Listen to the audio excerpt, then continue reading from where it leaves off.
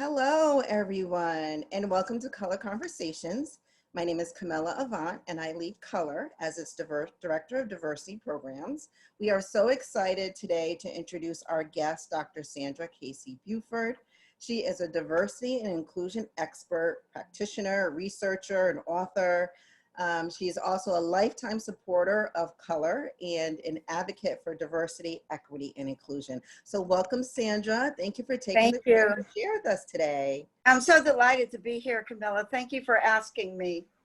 Oh, of course, of course. Now, Sandra, you're a seasoned senior executive and served in a number of D&I leadership roles. Can you tell our audience more about you and your work?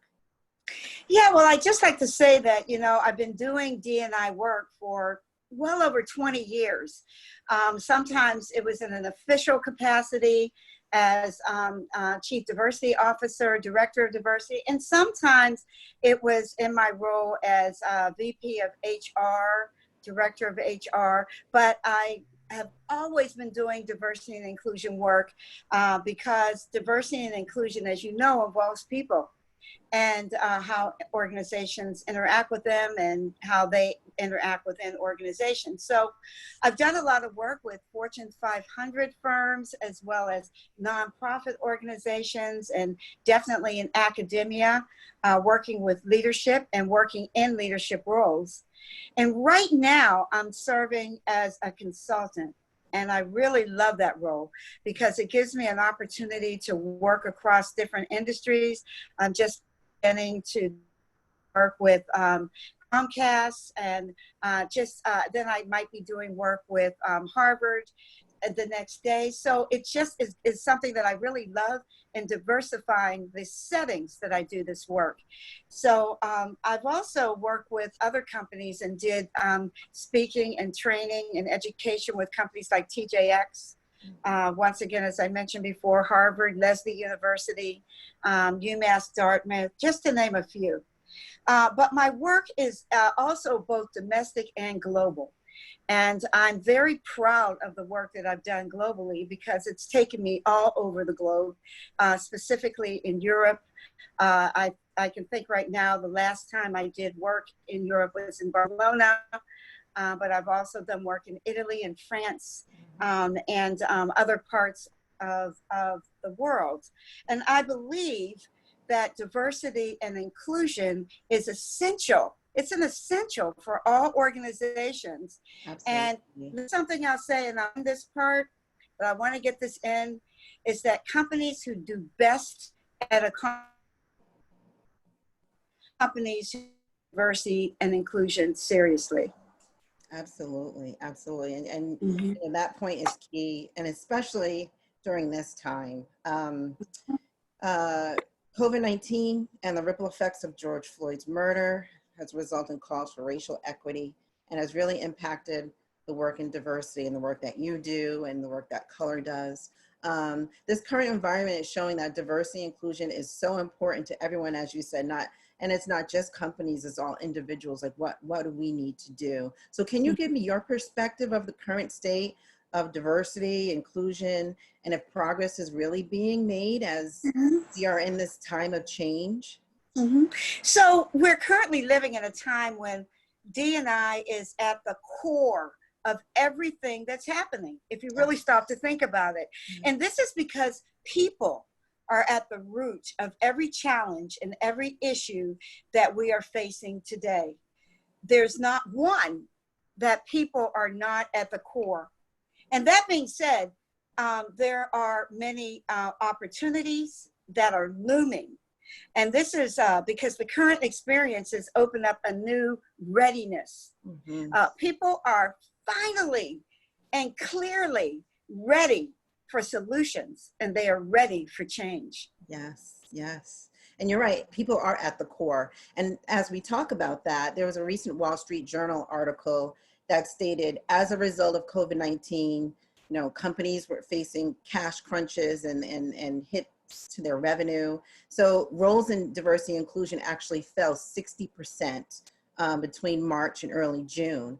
But then after the reckoning of racial injustice with the killing of George Floyd, the same category of job openings rebounded with D&I posting now rising 50% in late June. So, you know, in that short amount of time with these two historic changes, we've seen that big shift in D&I. So what do you foresee to be the future outlook for those who work in diversity and inclusion?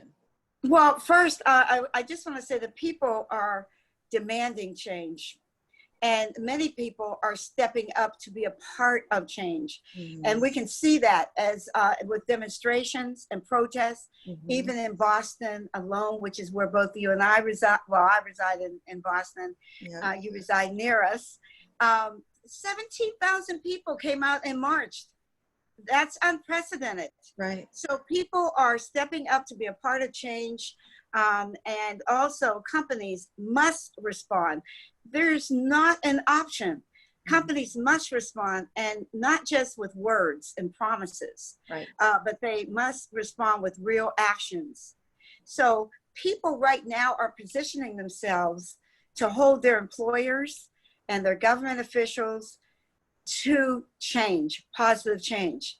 And they are what I call in activist mode on an everyday basis. So the way I look at it is that D&I is finally getting the recognition that it deserves. And sometimes it takes a catalyst or several catalysts to make that happen. And we've experienced that. So to me, for D&I right now, the outlook is better than ever. That's great to know. Great to hear. I'm sure for our viewers who are in D&I that, you know, that outlook is better than ever. But what do you offer those companies that just don't have the resources to invest in their staffing or in their D&I initiatives currently? What can they do to meet business objectives and manage inclusive workplace fairness issues? So that's something that I feel is a very excellent question. And what I say is that the whole financial situation of a company should not be an obstacle for a company. And there are things that can be done. They can be overcome largely by education of its leadership and making sure that their leadership is at the fore and at the heart of making positive changes in the organization. And I believe that this can also be accomplished by, first of all, educating them, and then second of all, charging them and holding them accountable for a positive change. Now, there's several things that organizations can do. They can look at best practices in D&I, which are all over the internet and in greatly publicized books. They can also look at best practice companies, and they can learn from them. And what I'm finding is that people are in a very much a sharing mode right now than they've never been before. So you pick up the phone. I do a lot of pro bono work right now. I'll just say it because how can I say no to a company that really wants to do something for their people?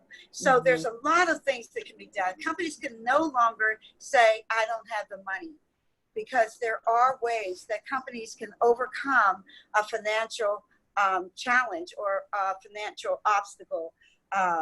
They can also look at other companies, which I think is very important.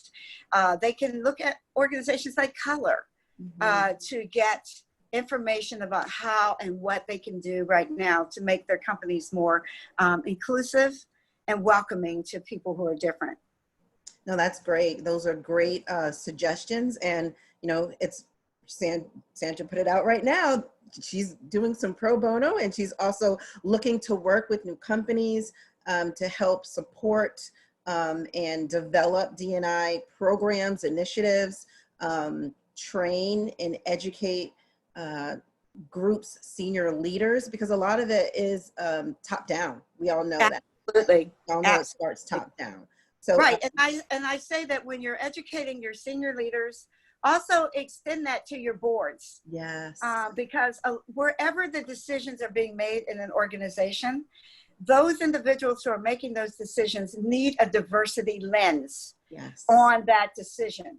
They need to know, how is that decision going to affect people who are not necessarily like me, who are you're bringing these individuals into the organization. But let me just say that that also expands to customers and community. Absolutely. So making sure that that diversity lens of how your decision is going to affect every stakeholder for that organization is essential. Absolutely. And you gave us a great flavor about what companies can do, given this time of transition and historic change that we are in, and the impact diversity, equity, and inclusion has on all parts of our lives. But tell us a little bit now about you, Sandra. You know, what are some things that are coming up for you? What are you thinking about, going back to a role as a chief diversity officer, or maybe you have some projects or initiatives you're committed to? What's next for you? Okay, so as you know, my last role as basically working as a leader in diversity and inclusion. But one of the things that I've discovered since then is I have so much, and I'm not trying to be, quirky, or I'm not trying to brag, but yes, I am kind of brag. I've had the opportunity to do so much work, and I have so much experience that's packed into my brain and into my being. The best thing that I could do right now in my career is to do as much sharing and spreading those seeds across as many organizations, as many industries as I possibly can. And a lot of people say that diversity and inclusion is not necessarily industry specific. The principles and the practices can apply to any organization that has 2 or more people that are working on a common goal. So I can work across industries to help them to understand what works best. But this is what I'm a strong, staunch proponent. I suggest that every organization needs an organizational assessment, and that is my specialty. I believe that if people would just take the time to find out where their organization stands, and I'm even talking about organizations that maybe have had a real colorful diversity and inclusion statement on their website, maybe they have 16 or 17 ERGs, things change. Yes. And so I encourage people to do periodic organizational assessments, which I conduct. And I like to be able to tell people where their organization stands. Because many organizations, as I mentioned, they think they know, but until they've done an organizational assessment to understand where their strengths are, where their weaknesses are, and there are weaknesses, and also where their opportunities lie. Once an organization has that crystal clear picture, then what they do is going to be meaningful. And what they do is actually going to affect positive change. So I suggest, and I'm in the process of doing that work, doing the organizational assessment, finding out who you really are as a DE&I organization. Find out where your strengths are. Find out what you can do to make things work better in your organization. So that's what I'm a proponent of. I'm working on that right now. I'm working on several articles, several books that are going to put that forward. And I make myself readily available to do that work for other organizations. Fabulous. And all of that work is so critical right now. And as you said, things constantly change. What is going on today is probably going to shift tomorrow, and companies have to be able to pivot and shift quickly in this new day of change that we are facing. So we are so looking forward to all of the things that you are putting forth, Sandra. Thank you. Thank you for your work. Now more than ever, we need a diversity and inclusion advocate and champion like you. So Thank you. we would love for you to share how people can reach out to you and connect with you, since you're doing so many great things in your consulting work. So if you want to share that, that would be terrific. Yes, I'm pretty basic. I'm not fancy around, how to get in touch with me. It's pretty easy. You can actually send me an email to Sandra Casey Buford. That's my full name at gmail.com, and put in the subject line, diversity and inclusion inquiry, and I will get right back to you.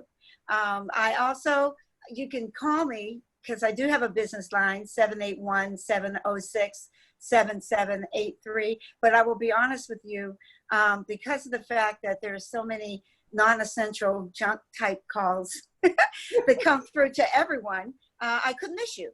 So the very best way is to reach out to me via email. I also have a Facebook page, which is Global Diversity and Inclusion Project. That is my Facebook page, the Global Diversity and Inclusion Project. And also Dr. Sandra Casey Buford is my consulting page on Facebook. I really believe in social media. Mm-hmm. And so I spend a good portion of every day on social media because I believe it is an amazing way to connect. Thank you. Now everyone knows how to reach Dr. Casey Buford, but we will also reshare that information along with this video. And so thank you again, Sandra. You're welcome. For spending some time with us today. And also please follow Color on our Facebook, Instagram, Twitter, and LinkedIn page to learn more about Dr. Sandra Casey Buford and more about our Women of Color Leadership and Empowerment Conference as we celebrate our 10-year anniversary. Our Women of Color event engages, connects, and empowers the nation's most vibrant, influential, and diverse women. And we've done so for nearly a decade. So continue to learn more about color. We will be putting out soon a new diversity inclusion newsletter, and we have so much more new content for you to check out. So, but please follow us on our social media and also on our website, colormagazine.com. So until we talk again, thank you once again, Dr. Sandra Casey Buford, and thanks all of you who tuned in today. Have a great day, stay safe, and stay healthy. Thank you so much. Thank you. Thank you. Congratulations as well. Thank you. Thank you. Bye-bye. Bye-bye.